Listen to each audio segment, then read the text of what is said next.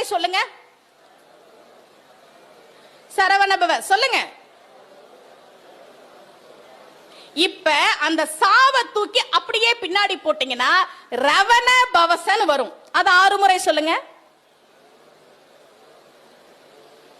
ரவண பவச, ரவண பவச, ரவண பவச.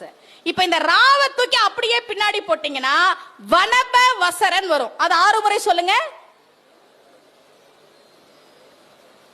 வனபவசர, வனபவசர. இப்போ அந்த வாவ தூக்கி அப்படியே பின்னாடி போட்டீங்கன்னா நபவ சரவன் வரும். அது 6 முறை சொல்லுங்க. நபவ சரவ, நபவ சரவ. இப்ப இந்த நாவ தூக்கி அப்படியே பின்னாடி போட்டீங்கன்னா பவ சரவணன் வரும். இது 6 முறை சொல்லுங்க.